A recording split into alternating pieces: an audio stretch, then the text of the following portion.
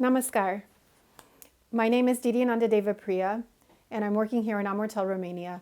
And I want to invite you to make a really important long-term investment in the security and sustainability of the AMURTEL Family Children's Home. So I don't know if you're familiar already with our project, so I'll just briefly present what we're doing.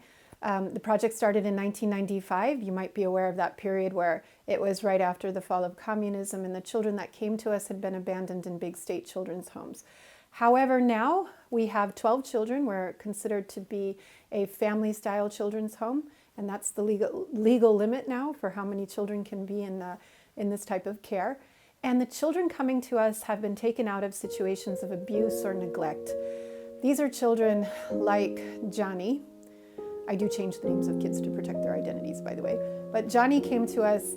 He was about 7 years old. He came with his older brother, who was 11 at the time.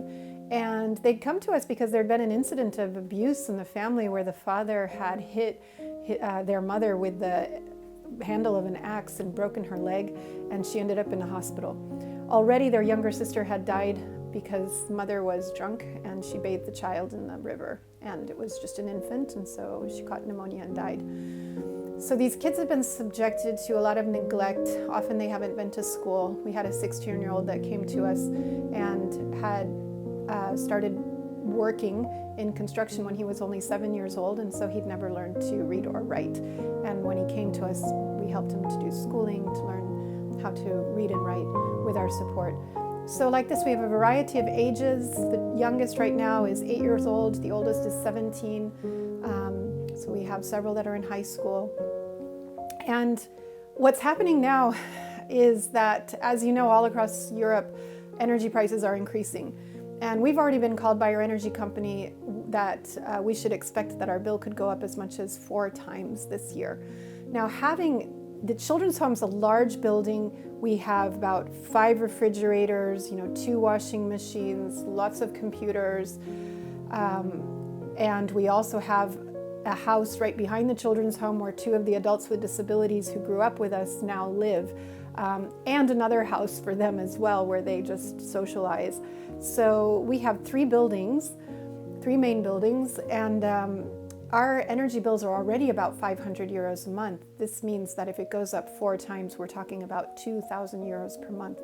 This is a really frightening amount of money to have to fundraise extra besides our normal budget, which is already we're struggling to cover. And I think that the solution, both ecologically and for the economic viability of the project, is to invest in solar panels. We have an offer from a company for 24,000 euros to outfit the house with solar panels. This investment would guarantee that then we would have, secure source of energy, electricity, and it would reduce our budget enormously. It would already reduce it even with our current costs. It would reduce it by 5,000 euros a year. But like I said, if the costs increase, then the investment that you would make would be covered in just 1 year. So I know it's a big investment, but I am really hoping that you will be inspired to see that children like Johnny have safety and stability for years to come, that we're able to sustain the costs of the running of the children's home more easily when we have solar power. So thank you so much for your involvement. I really appreciate it, and I really hope you will come and visit us and meet the children and see how we're not just able to give them the basics of food and shelter, but we surround them with a lot of love, a lot of wonderful experiences so that they can reconstruct what's remaining of their childhood, and that it can be filled with a lot of positive memories. We can't change the past, but we can change their futures and equip them to be ready for adult life and become responsible and well-adjusted members of our society. Thank you so much. Namaskar.